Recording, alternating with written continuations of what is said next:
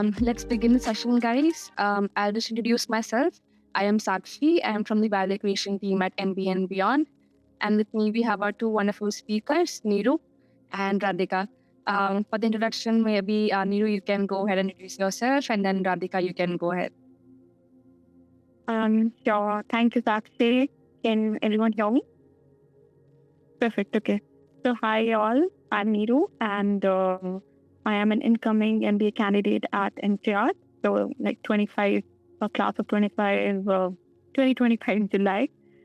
And a bit about my background. So, I was born and raised in India, did my engineering from MIT Manipal, graduated in 2015, then started working with a healthcare consulting firm and worked in India for around 3 years, then took an internal transfer and moved to the company's Dubai office.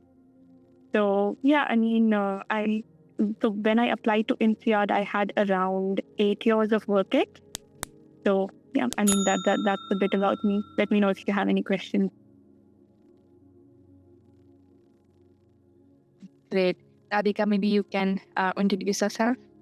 Yeah, absolutely. Hi, everyone. I am Radhika. To give you a little bit about my background, I did my bachelor's in engineering, worked in data for a few years. Went on to do my master's in AI after about 4 years of work experience, worked for 2 more years at Tech Mahindra in India itself. So my background has mostly been in data, product, and AI. And currently, I am at NYU Stern, graduating in about 5 weeks. So happy to answer any Stern-specific questions too. Great. Thank you so much, guys, for the intro. We will start the session. I'll just give a brief on how the session would work. So in the first 20 to 25 minutes, we will take in the questions that we have already received from the applicants. And meanwhile, everyone who has joined, all the participants, you can start entering your questions in the chat box, which we will take in the next 20 to 25 minutes of the session. So yeah, let's begin the session, and we can take the first question that we have, which is, what are the specific advantages and opportunities associated with applying for the September/fall intake over other admission cycle? Maybe Radhika, you can start, and then Neeru, you can add on. Absolutely. So the number one advantage I would definitely say, irrespective of geography, is if you're looking for scholarships in any of these schools, applying to round one definitely increases your chances to do that. Another thing that I've noticed is, if you're applying to a more later cycle, maybe around 2, round 3, it gets more difficult for you to make an impression because all these MBA schools want a well-rounded class. So let's say a typical, an engineering background or the product background, if you have a background that's very common, it's very hard to get into because, there are already a lot of people with a similar background. So specifically, I would say if there are people from finance or tech background, you should probably consider applying to round one. But yeah, Neeru, if I missed something, feel free to add. Sure. Thank you, Radhika, for your input. I would say if you are confused about US versus Europe, if you don't know where you want to land, what's your MBA? So in that scenario, I would say target the September intake because the round one for the US schools, they match with the round one for the European schools, most of them. So yeah, that's a good thing because if you're applying to NCR Jan intake, then, around that time, most of the rounds for the US schools would have gotten over. So, I think it's about the choice. I can talk mostly from NCR perspective because I only applied to NCR. So yeah, for the Jan intake, I would say if you are targeting investment banking, you get a good option to do internship. But in the September intake, if you're not sure, if you're targeting multiple schools, or then, I think just go ahead with the September intake because most of the consulting students and the consulting placements, they align with the September batch. Got it, Neeru.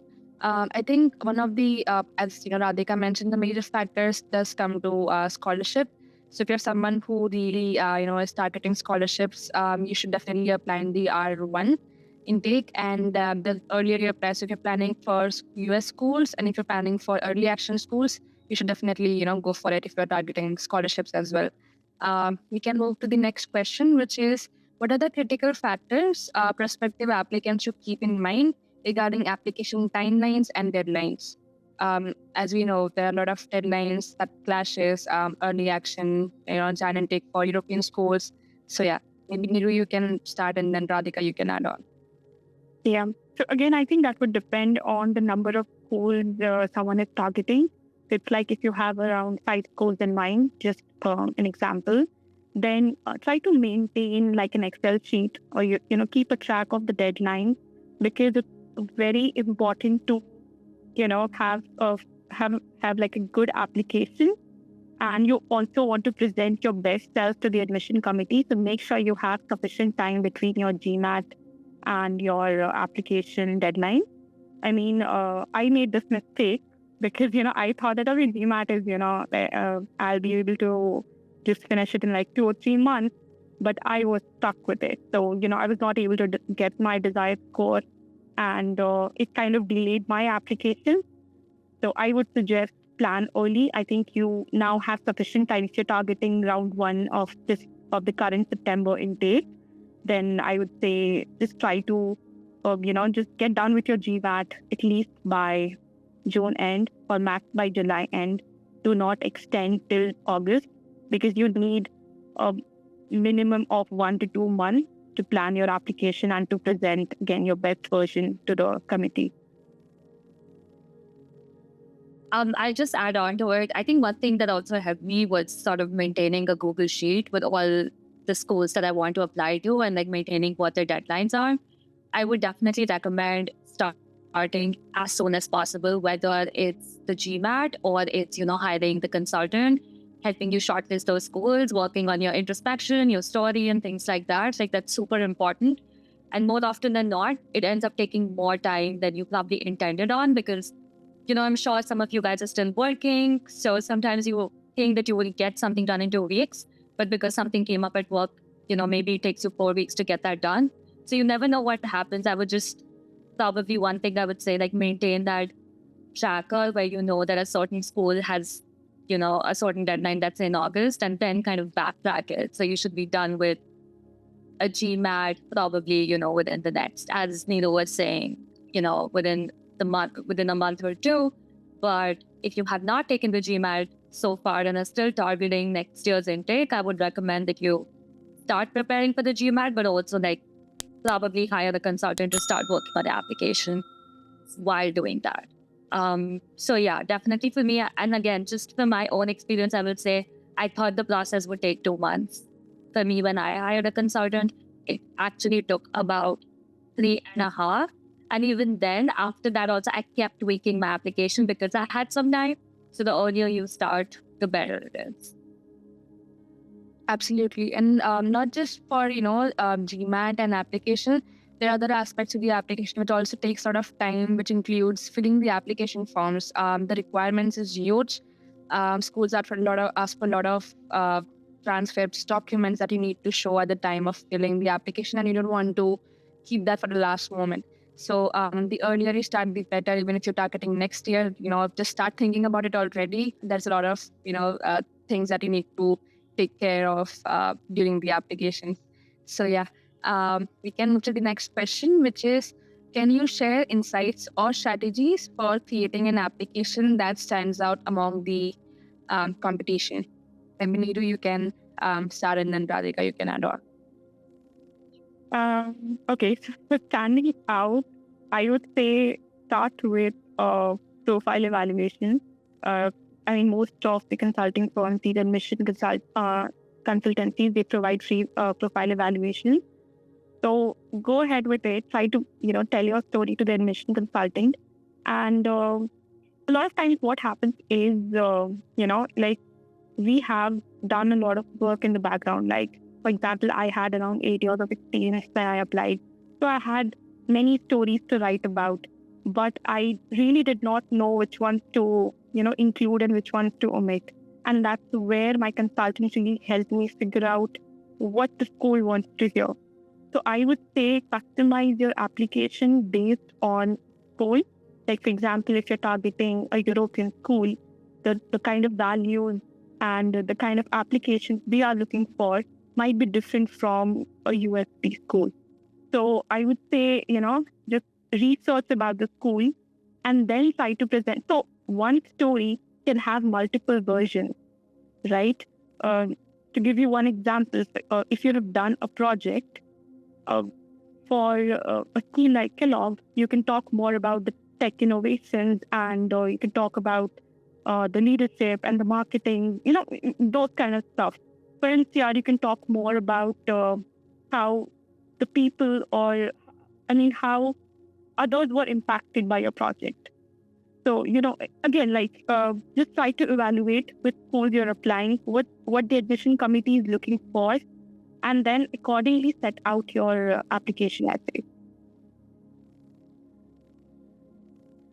Yeah, I think Neetu, you very well covered it, but I do want to add something to it. I think one thing that I was kind of new to me when I hired a consultant was I thought that this resume that I have, that I used to apply to jobs, can be used for B schools. And that's absolutely not the case. Which, again, I realized as I worked with them, and I had to change so many things. And you kind of spoke about this, like you have so much experience and you're not sure what to add, what to remove. And hiring manager for the job might care about different things, but a B school admissions person would care about something entirely different. Even when I've done a few profile expert sessions, often I notice that, the resumes don't have enough about a person's personality or like some personal achievements as much as they do probably focus on the professional achievements. And at least US-based schools do want well-rounded individuals. And so they do want to see, even if you I don't know, climb Mount Everest, or if you like dancing, So make yourself appear as more well-rounded rather than just showing that you have a very high GPA and you've done like some amazing, you won awards at work and things like that. One more point that I want to add, which is very Stern specific, is Stern focuses a lot even on the emotional quotient aspect. So there's a lot of focus on not just IQ, but EQ. So even when, there's a letter of recommendation being written, what Stern really looks for is your manager also talking about your EQ. So I feel like, again, to Neeru's point, it can really depend school to school. And that's why we obviously work with you on, preparing your personal document, on working with you on your story, and then shortlisting schools and see what's the best way to fit your story to those schools. So I would definitely recommend that. And I think another point that's just coming to my mind, which is, again, something unique at MBA and beyond, is something called as Tesseract, which is, I know that everybody makes you do, no matter which consultancy you go to, they'll make you do some sort of introspection. But one thing that's unique here is Tesseract, which is a set of questions given to your friends and family. Now you would think, how would that help? So it's very interesting because if I ask you what your strength is or what your weakness is, your answer is going to be so different compared to if I ask, I don't know, your sibling or your best friend or your parents maybe. So sometimes we don't even know, we're not that self-aware. And I feel like that Tesseract and other aspect could really help you build, a very unique, authentic story. So yeah. Yeah, absolutely. And also to add on, as per, looking at applicants, what I've observed is that, to make your application stand out, it's really important that you know the schools that you're targeting really well. Doing your research is extremely crucial. I think, if you're someone who's just starting off, just go to the school's website. There's a lot of, just go through and, scroll through the website thoroughly. There's a lot of values that every school really mentions, which is something that they're looking for every year. So every year they keep on changing the values. If they're looking for something such as, leadership or, some other skills. That is something that they really want to focus on for that particular year. So if you're able to bring that stories or, those stories in a way in your application, that would really make you stand out. And as mentioned by Radhika and you, those other aspects of the applications like resume or LOR, everything is extremely crucial. It needs to be well written. It needs to match your storyline, what you're trying to present to the schools. So yeah, that a lot of factors would go into making you stand out in the applications. So yeah, do your research. Another point, if actually I think I missed out, I just want to also say one thing that I did, which I felt was super helpful to me when I was attending these information sessions for whether it's a Yale or a Stern or a Columbia. I also would try to get one-on-one chats with them or just make note of the people I spoke to, even if I asked a question. And then I would kind of name drop them in my application to show that I've actually been in touch with the school. So I would say that this is definitely the right time to also start doing that. I think I kind of missed that earlier. Yeah, no, definitely. I think attending those seminars and I think webinars and also speaking to them one-on-one is really crucial. And yeah, as Radhika mentioned, just drop those names, in some places in the applications that definitely it should make sense as per your story, but just drop in so that they know, and they might also go ahead and, ask them that did this person connect with you, and maybe your profile, and they can just have a talk about you. So yeah, that is something that is really that school stand. So if you're talking about this, I think this one point came to my mind. So in LBS, if you're applying to LBS, they have a specific essay for this. They ask you which all, if you've reached out to any alums or current students. If yes, you'd name them, which batch were they, and also what did you speak about. So they have a particular section dedicated to it. So it's very important to connect with students and alums and just get more information about the school. In case you're confused and, you want to know more, just reach out to people on LinkedIn. People are really helpful, guys. I mean, it might seem a bit intimidating in the beginning. You might feel that, okay, will I get those replies? I used to think the same way, but just click that send button, and customize your message, write a proper message, ask genuinely for help, and people will get back to you. So yeah, please do that. I mean, you have sufficient time in your hands. I would say connect with alums. Exactly. And ask smart questions, guys. They won't definitely respond. Even the schools just drop them a very smart or something, question or a phrase or, just a message after you attend those sessions so that, they really feel that, this is a candidate who is really interested in the program. So yeah, we have one last question from our pool of questions that we've received, which is, what's the best way for applicants to start working on their applications? Anyone, Radhika, if you want to start. Sure. So I think I kind of touched upon this in the last question, which was, I would definitely say that first of all, if you have some clarity on what your short-term goal is, probably think about, let's say it's consulting, and then think about, what are the feeder schools for consulting, and then start kind of researching more about it, start attending information sessions. Another hack that I learned was some of the information sessions that you attend, you might actually get, your application fee waived off. So it really depends. There are a lot of ways to even get that, because obviously if you're applying to, let's say, 5 schools or 10 schools, it can be a lot, just application fee itself. And this is US specific because, Neeru, you can talk about Europe because I did not apply to Europe. But there are a lot of ways to do that. And I think you would start discovering those once you start attending these information sessions, because this was only told to me during the information session. There's no other way to find out. It's not written anywhere. So I would definitely say start doing that, start understanding what the average GMAT is, and probably think about having a +10 or a +20 compared to the average GMAT if possible. So I would say that's probably the best way to start looking into it, and definitely get a consultant if you see some sort of weakness in your profile, or if that's a disconnect between your work experiences, so we can help you make it make sense. Because a B school, why would they hire you? Why would an admissions consultant hire you? If they see you as the least risk, which means what? So let's say that your, short-term goal is investment banking. Now with your background, can you get an investment banking job? If they see that you cannot, there's a lot of risk associated with it, there are higher chances of you not getting in. So it's our job as consultants to sort of work with you on making that story make sense, and then kind of, working backwards towards what would be the right schools, even though you might have some schools in mind. So I would definitely say to probably start doing your own research and start thinking about if your story has gaps that a consultant might be able to fill. I think, Radhika has covered most of the points.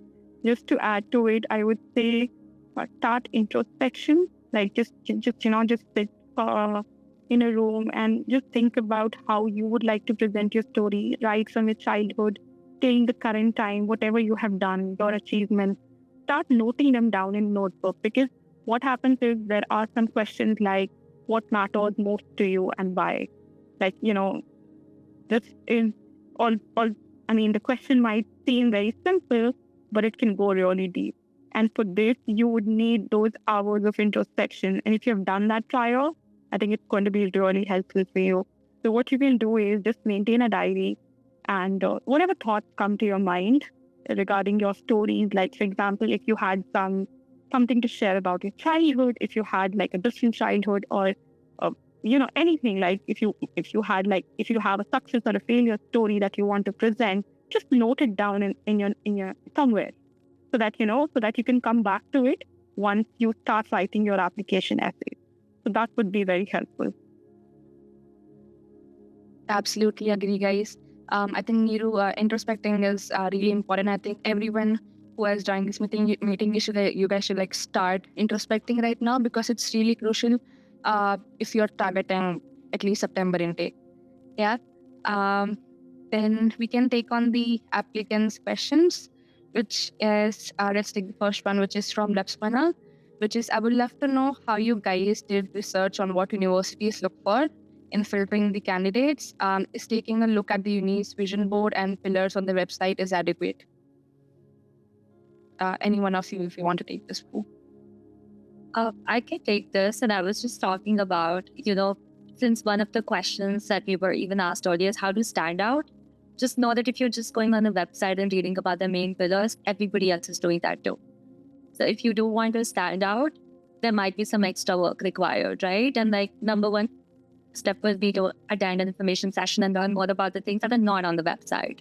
And then if you manage to get a one-on-one coffee chat with one of the either current students or alums, ask them what specifically stood out for them, like, during their Yale experience or whatever, like whichever school they went to. And you want to kind of extract those themes when writing your essays as well, because there will always be a question by this school, no matter which school you apply to. And you don't want to be like, because these are the 4 main pillars, like everybody's writing that. You want to write something that's very unique, that shows that this is your top choice, right? And how do you prove that if you've done your good amount of research?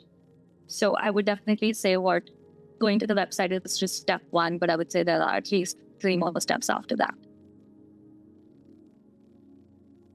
Okay. Just to add to Radhika's point, I think she connecting with the current students and alums, as I mentioned in one of my previous answers. So basically, what happens is you get to know about the school culture.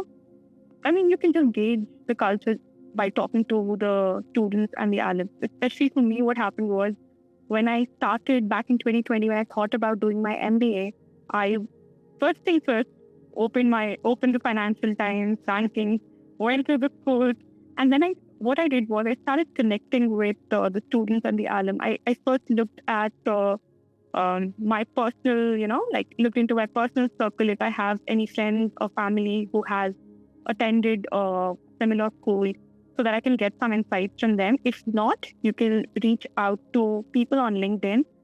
And I think that's when I logged onto INSEAD, because by talking to the INSEADers, I could just feel that connection with them, which I really did not feel with, I'm sorry to say, but I did not feel with other people. So this is also a very important step, because this kind of made me very sure that I want to go to INSEAD, because whenever I would talk to them, I would just feel like one of them. So yeah, I would say this is a very, very important step, guys. I mean, just talk to the people and see how the students are responding. I mean, it also shows the culture of the school, because you'll get to know if, the school promotes giving back to the community, or, if it teaches those values to its students and the alums. So yeah, that is definitely one of the most important things that you can do. I mean, apart from the other things like just browsing the website and talking to people. Talking to admission consultants. Your consultant is also going to help you a lot with those research and with the shortlisting of the course. No, absolutely. And other few things to keep in mind is the fee, the average GMAT. Like in the basic research you can start with is the GMAT scores, their the financial rankings as well, plus their job placements. If you are really looking, for a good post MBA job in that particular sector, look at their stats. It's easily available on their website. The fees plus the scholarship that they offer. Because people come to know later that this particular school is not offering that much scholarship. So yeah, just do those extracurriculars as well, along with talking to people. So yeah, we have the next question from Tanvi, which is, what do the scholarship opportunities look like in Stern and INSEAD?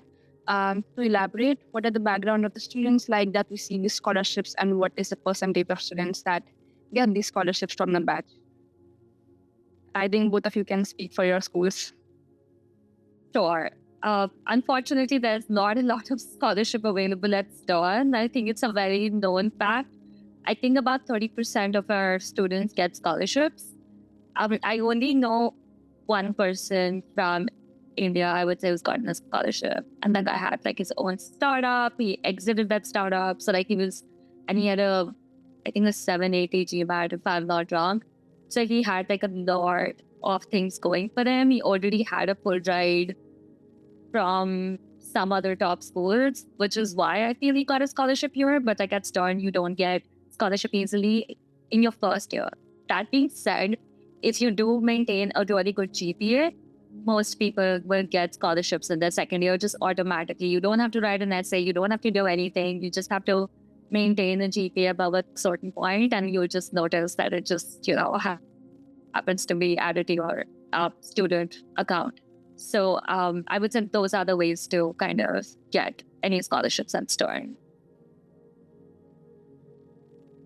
Okay, so for INSEAD, I would say, luckily, there are many more opportunities, especially if you are a round one candidate, because Tanvi, one good news is most of the women, they end up getting scholarships. I don't think 20 to 25% of your tuition fee would be sponsored. So yeah, that's one good news. We have like a lot of, again, there are many scholarships, and you can only apply to them once you receive the interview invite. So how it works is, once you have an interview invite from INSEAD, you would receive a scholarship email, and then there are different donors, so you have to write individual essays for each of these donors, and then there are also different scholarship amounts. So for example, like I got a 4-day scholarship, a 4-day fellowship from INSEAD, and it's not that difficult to get scholarship, especially, at least 18,000, anywhere between 18,000 to 25,000. I think it's easier to manage, especially for Indian candidates. It's really easy to get. And Indian women, 100% you're getting it. Yeah. That's a fact. Yeah. Got it, guys. We have the next question from Daksh. Daksh, it will be great if you can unmute your mic and ask the question. It's a long one. Hello. Yes. Can we answer now? Yeah, we can hear you. Sure. Thank you so much, first. Well, it's great listening to both of you.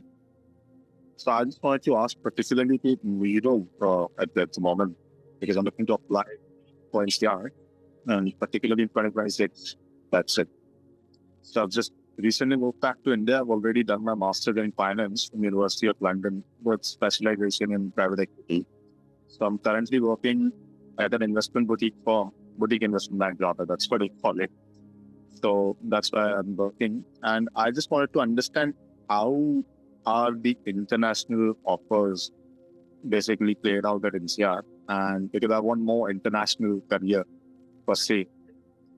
And basically, I want to be more inclined on private equity side of things, obviously. because that's one of my interests and that's what I've studied for. But I'm just more keen on understanding how scholarships and how the international recruitment basically works at NCR. That's it. So that's your international recruitment.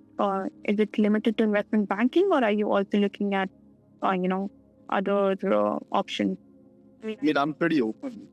Okay. I am pretty much open. Yeah. Okay. All right. So, as you know, as everyone knows, NCR is more or less a consulting school. Like, you have really good consulting recruitment. But having said that, even investment banking, you get a lot of options. Like, I know some of my friends who would be joining firms in London. That's where, because again, London is really great from the finance perspective. So a lot of placements are down there. Yeah. And that's basically the recruit. Most of the people who graduate from NCR, they don't really work in France. Like, they are placed everywhere else. So the recruitment is pretty international because you can choose your office location, whichever geography you're planning to target, either in Europe or Asia, Middle East. Middle East is a pretty hot location at the moment. Like, most of the consulting recruitments are happening there. So that is one thing that you can look at. But apart from Middle East, Dubai office, Saudi, you have a Saudi 2030 vision, right? So a lot of recruitments are happening for Saudi offices. But even Singapore, Hong Kong, you have basically the Southeast Asian region. So, yeah. Okay. And just a bit about the scholarships at NCR, because I've heard that scholarships are pretty much available at NCR on myself. And unlike any other university or maybe any European school for that master. Sorry, what have you heard? I could not hear you properly.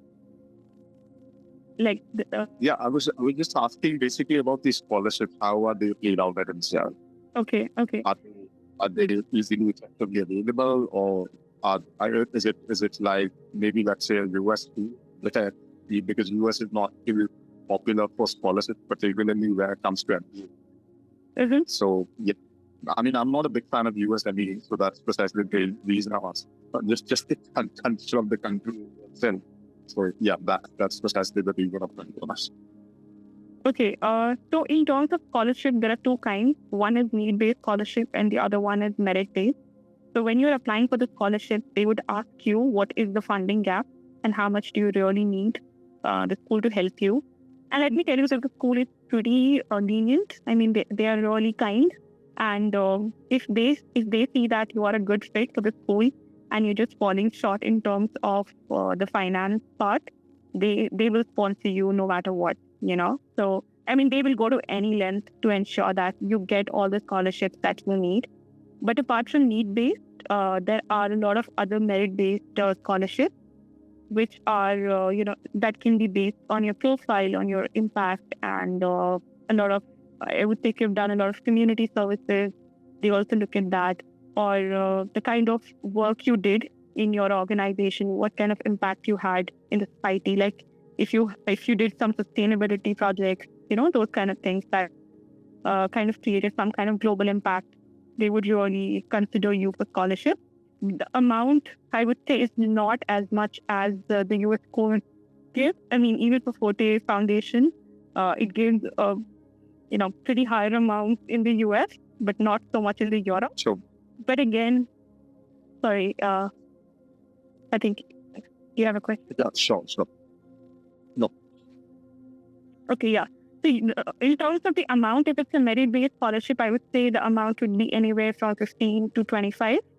But if it's a need-based scholarship, it can just cover anything starting from 15 to maybe it can cover up to 80% or 90% of your tuition fee. Okay.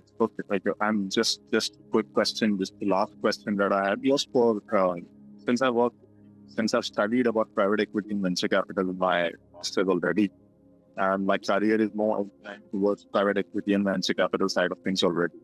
Mm-hmm. So is NCR a good fix for that, but particularly from that perspective for me, or maybe I should look past that?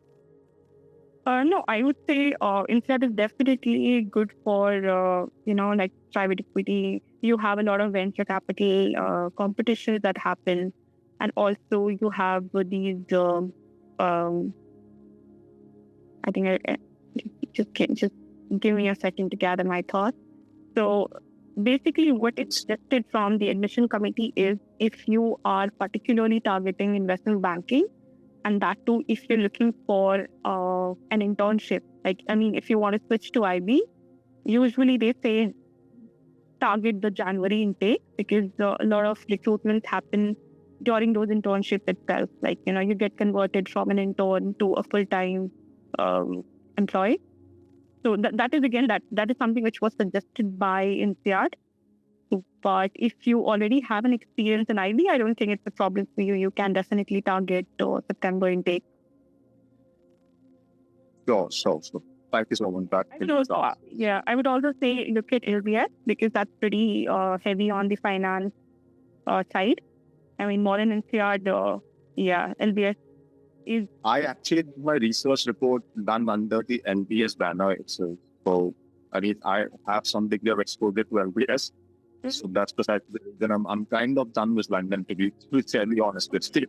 Okay. So, if you're done with London, then NCR is a great option for you. Yeah, I've been in London for past 3-4 years on level, so after that, Okay. So, thank you so much for your time. Okay, thanks, Dak. We can take on the next question, which is from Sidra, which is a good number of work experience has generally been 4 to 5 years for US course. Any case it has dropped recently? Radhika, if you can just answer this quickly. Yeah, absolutely. So that is correct. 5 years, I would say, is the average work experience if I even see in my class. However, there are students that have worked for 2 years.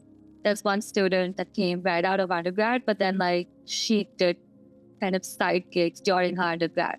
So she has some form of work experience, whether you count that as an internship or anything that you could have done. So I wouldn't say that you need to wait for 5 years to apply. There are also people that are on the higher side of the work experience that come with 8 or 10 years of work experience. Average still lies at 5, but I would also say if you have anything more than 2 years of work experience, you should be in a good position to apply. And if you have some really outstanding achievements that you've had, even if you have less time to, it works. So yeah, you won't know until you try. So I would definitely say I've seen people around. I have friends even in other US schools, so I know that this is not Stern specific. Got it. We have the next question, which is 2 to 3 years of work experience in consulting industry good, or is it too generic? Will some experience in product management help? Maybe Neeru, you can take this one. Okay. 2 to 3 years of work in consulting.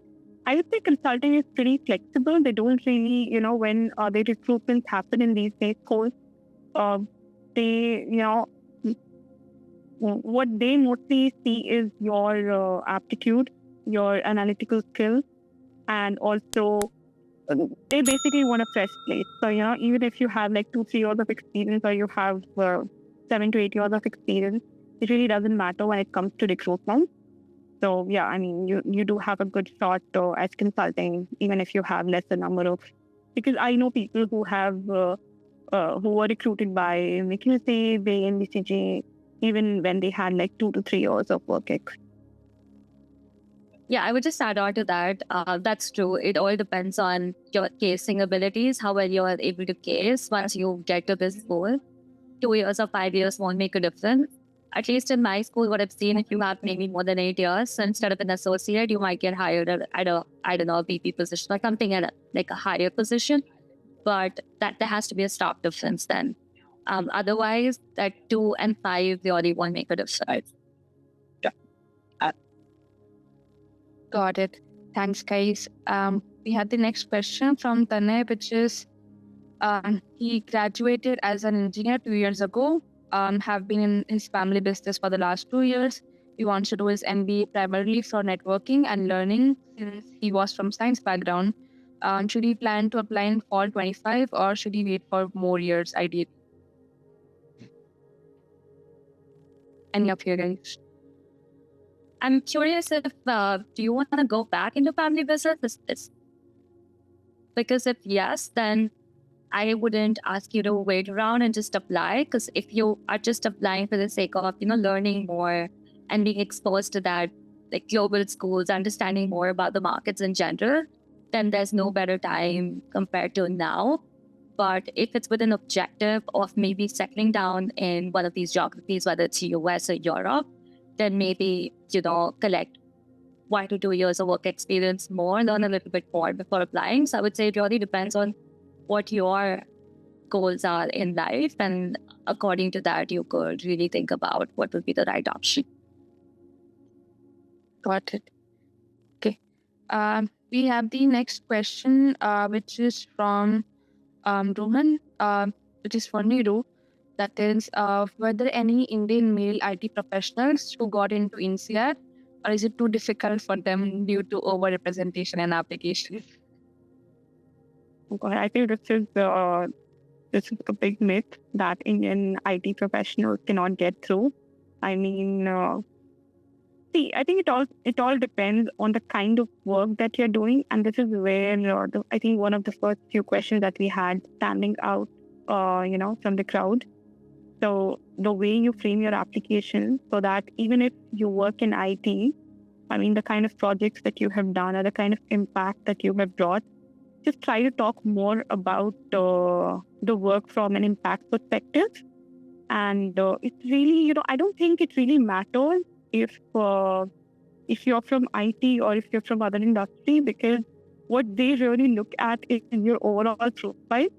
So if you have done some great projects, I mean, nothing can stop you. So just to be on the safe side, and also because you are an Indian male, I would say just target your GMAT somewhere around the average, at least, like I think 710, now GMAT focus is different. So I'm talking about the conventional GMAT.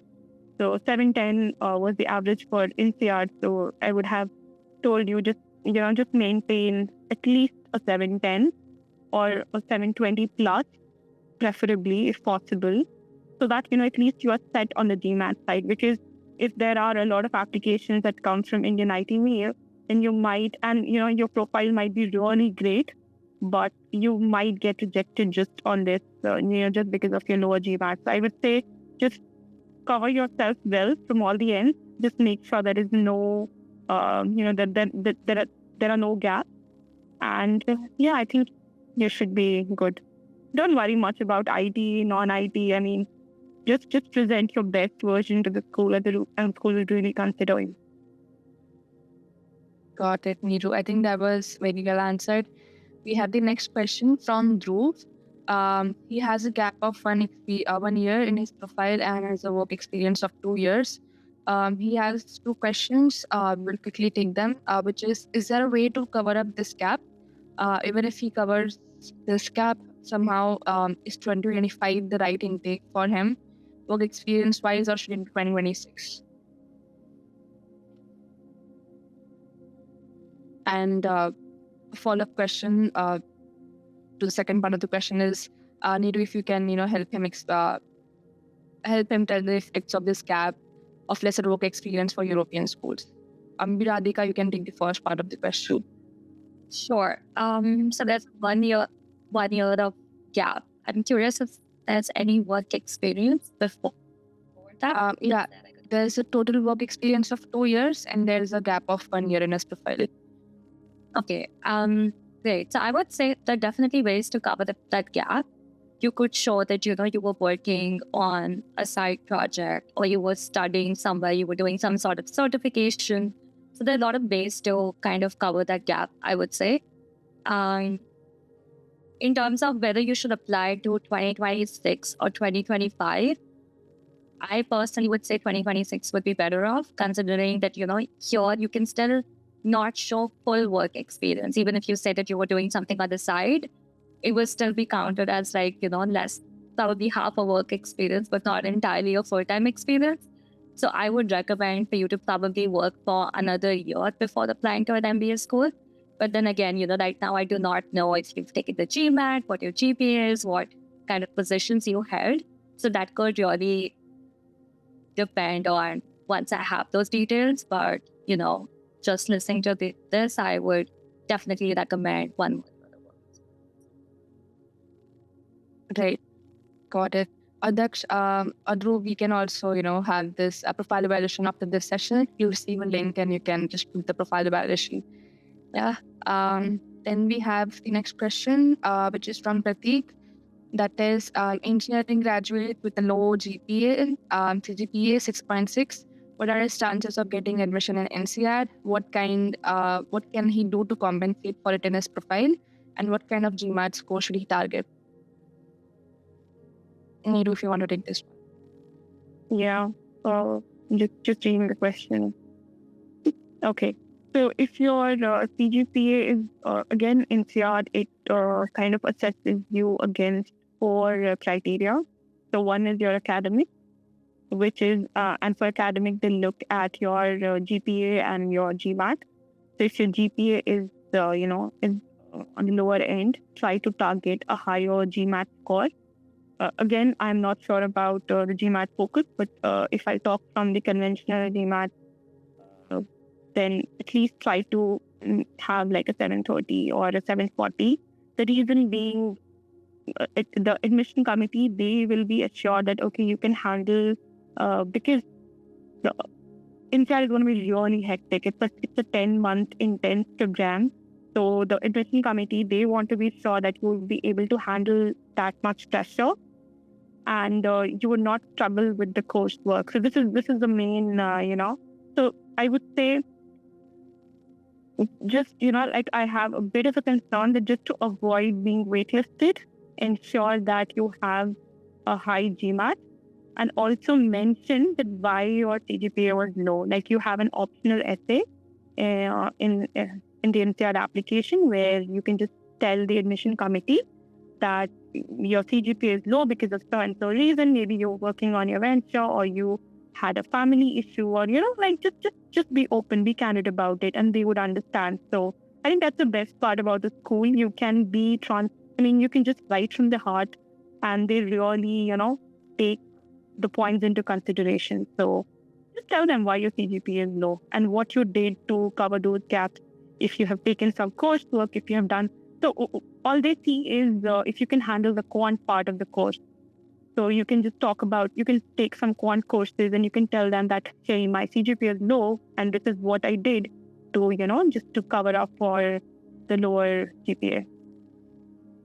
I'll quickly add on, even though this question wasn't intended to be answered by me, because I had a really bad GPA that I do not even want to mention here.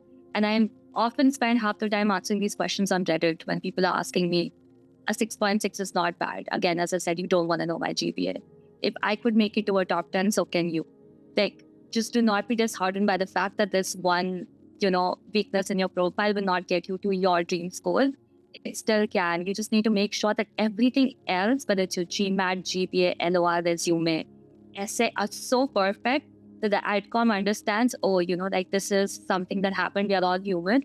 But that GPA does not really represent who you are. So definitely don't get disheartened, is all I'm saying. Absolutely.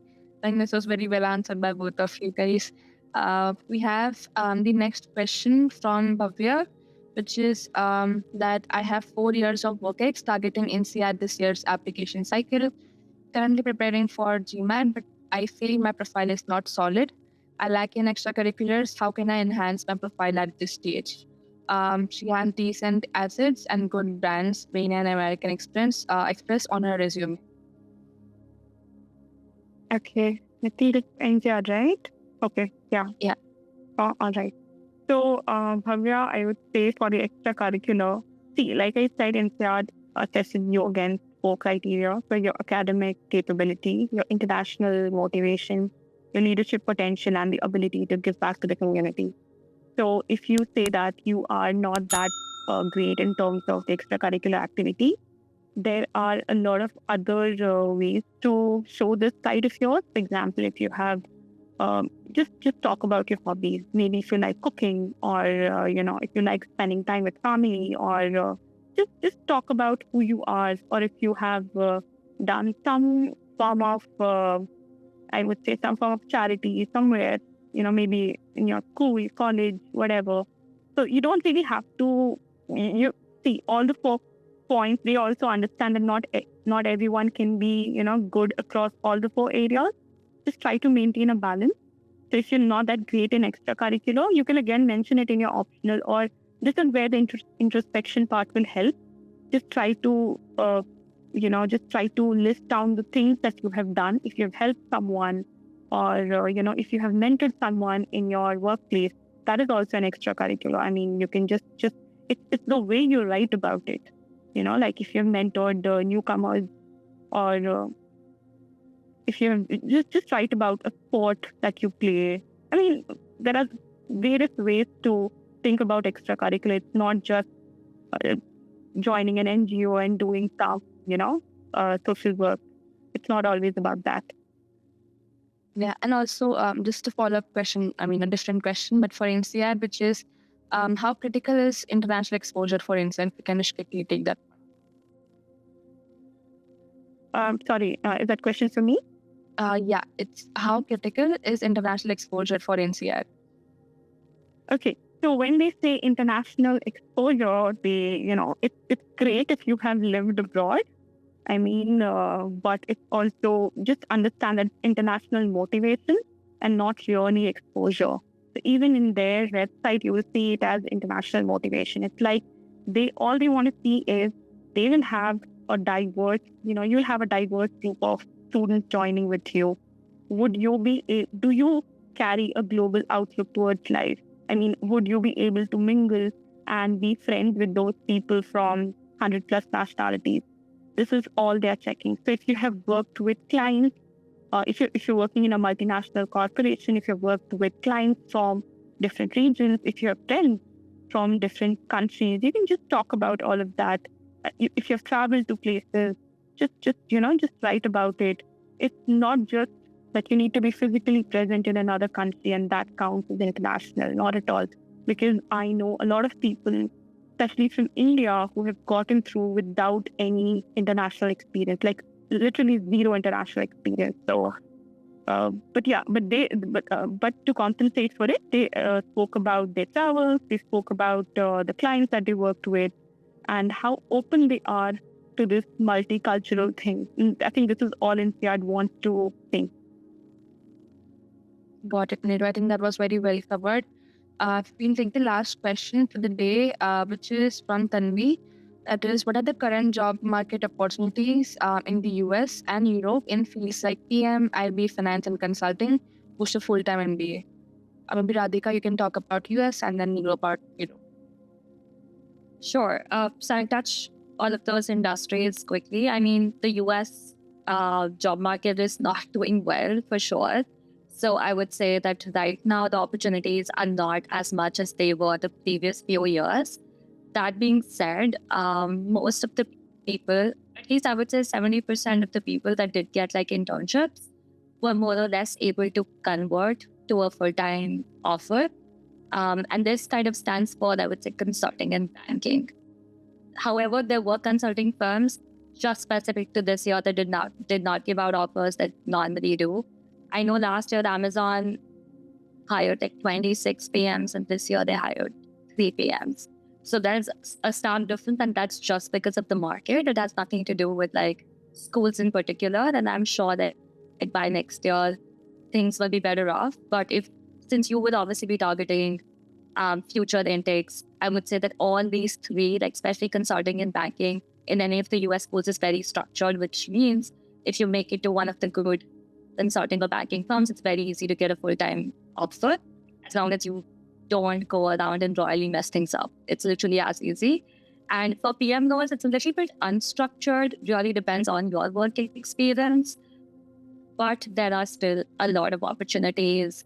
So there are a lot in the fall. And then in tech, the good thing is that there's also a lot of just-in-time hiring. So you'll find that as well. Then a lot of PM roles at startups. And no matter which school you go to, you have this whole alumni database that you can access. You can see people, whether they're in big tech, big consulting firms, or at startups, who started their own thing. And if that's the kind of role that you're looking for. So you can definitely leverage that network as well. Also, Radhika, maybe if you can add for healthcare as well, the job market. Okay, I can take up healthcare because I am currently in the healthcare industry. So yeah, for healthcare, we have, again, for INSEAD, you have a lot of companies that come. For example, you have Eli Lilly. So actually the healthcare club of INSEAD is sponsored by Eli Lilly. So they have like these leadership development programs which you can join. Also, you have Novartis, you have Qvia, and GSK and other firms. You also have these, if you want to join, NEK Consulting is also there for healthcare. So, and also, like, if you want to do healthcare strategy, you can join any of the strategy consulting firms and join their healthcare practice. So that option is also there. So, yeah, I mean, the healthcare market is pretty big, so no need to worry about it. Got it, Neeru. And Radhika, I think we have answered your question, guys. And yeah, there are many questions that were left unanswered.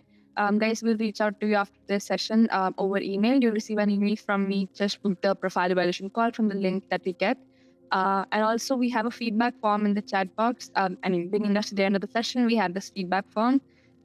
Just go and, guys, just give your valuable feedback. It would really help us, bring more such sessions and, understand what kind of sessions you want to, listen to.